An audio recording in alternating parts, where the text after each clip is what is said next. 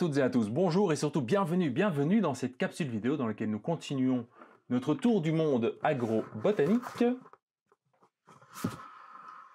Et nous nous arrêterons cette fois-ci en Amérique du Sud. Ici. Alors, donc comme nous l'avons vu précédemment, nous faisons un tour du monde pour découvrir des légumes et leurs aspects botaniques. Nous allons maintenant en Amérique du Sud et nous allons parler donc de deux plantes, les pommes de terre et les tomates. Tout un programme. Et commençons par les pommes de terre. La pomme de terre, Solanum tuberosum, provient des Andes et est une solanacée. Il y a une grande variété de pommes de terre.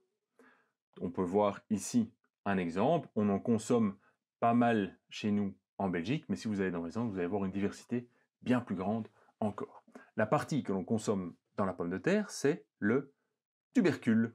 Le tubercule, on va voir tout de suite ce que c'est. Et son ancêtre est Solanum brevicole, qui est donc une espèce de patate primitive, si vous voulez. Alors, la pomme de terre, ça ressemble à ça si vous la mettez dans le sol. Donc ici, nous avons une patate. Une patate, si vous la mettez dans le sol, à la bonne saison, qu'est-ce qui va se passer? Eh bien, elle va germer et elle va reformer un nouveau plant, comme on le voit ici, donc une nouvelle tige, des nouvelles racines ici, et ensuite des nouvelles feuilles pour former un plant ici complet. On est donc dans un cas de propagation ici végétative. Donc si vous prenez une patate, ce n'est pas une graine, hein, ce n'est pas un fruit, c'est vraiment une partie de la plante, on va voir tout de suite laquelle, eh bien cette patate a la capacité de reformer un nouveau plant de pommes de terre.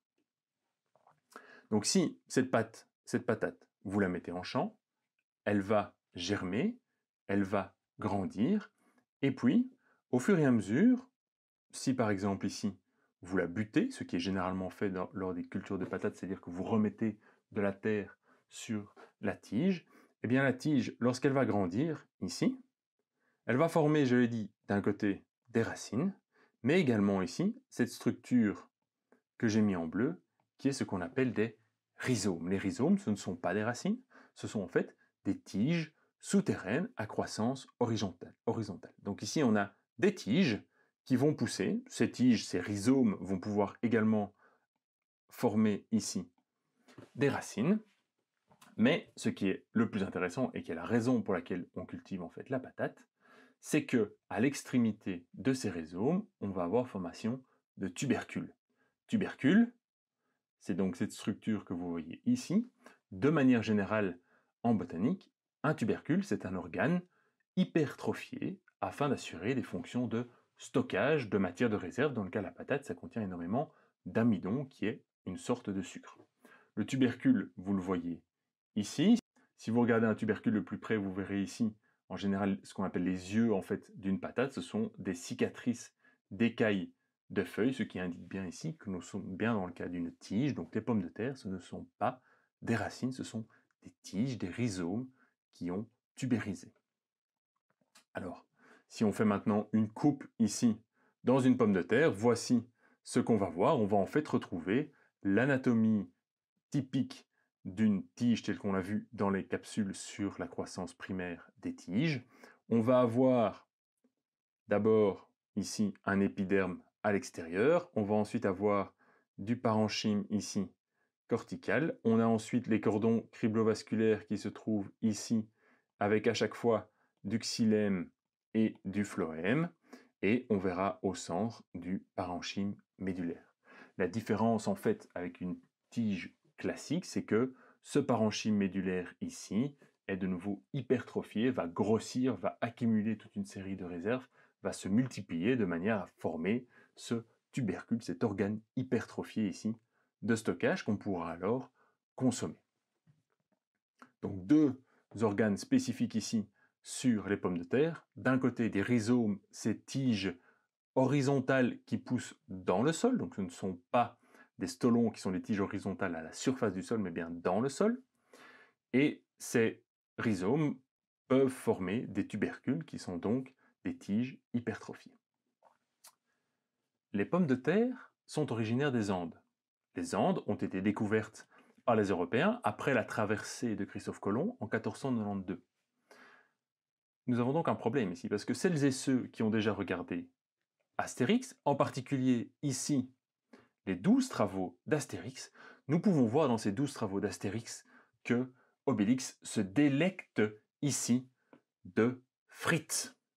Eh bien, apprenez, mesdames et messieurs, que c'est une incohérence botanique tout à fait grave. Il est impossible pour Obélix d'avoir mangé des frites, ou en tout cas des frites de pommes de terre, parce qu'à ce moment-là, les pommes de terre n'étaient encore pas arrivées en Europe. C'est scandaleux. Sur ce, passons maintenant aux tomates. Tomates, ici, également originaire d'Amérique du Sud, généralement autour de l'équateur ou du Pérou. Les tomates, on en consomme les baies. Alors les tomates, c'est également une solanacée, donc le nom latin, Solanum lycopersicum. Solanum, comme la pomme de terre. Eh bien oui, les tomates et les pommes de terre appartiennent à la même famille des solanacées. Ce sont deux espèces différentes. D'un côté, Tuberosum qui forme des tubercules, et Lycopersicum ici, dont nous consommons les fruits, c'est-à-dire les baies. La tomate ici, c'est une plante avec une floraison monoïque, hermaphrodite, ce qui rend facile sa culture. Alors si on regarde ce que l'on consomme dans une plante de tomate, de nouveau ici, un petit schéma de fleurs de tomate, les sépales, les pétales, les parties ici mâles, les étamines, et nous avons ici l'ovaire avec le style et le stigmate. Eh bien, lorsqu'il y a fécondation, ce qui va se passer, c'est de nouveau, nous allons avoir ici développement important du péricarpe et du mésocarpe en particulier, qui va produire cette chair juteuse et sucrée de nouveau de la tomate que nous allons consommer et apprécier. Donc la tomate, c'est un fruit, c'est une baie, comme les courgettes, comme les potirons. Alors la tomate, on en connaît une énorme diversité. Il y en a plein de différentes couleurs qui peuvent aller du jaune, voire même du blanc, en passant par le rouge, le orange, voire des tomates ici noires. Donc une grande diversité de goûts, de couleurs, de formes. Malheureusement, dans le magasin, en général, ça se limite à 2-3 espèces qui sont les plus connues, mais il y a beaucoup plus de diversité que ça. De nouveau, si vous êtes intéressé par la tomate, et en particulier si vous êtes intéressé de savoir la différence entre un fruit et un légume, c'est extrêmement important, je vous renvoie de nouveau vers une vidéo de la marmite de l'eau qui parle de ça avec moult détails et des explications très bien faites. Voilà, je clôture ici notre tour agrobotanique des Amériques. Alors, nous n'avons vu évidemment qu'une toute petite proportion des plantes qui y sont cultivées et qui proviennent en fait de ce continent.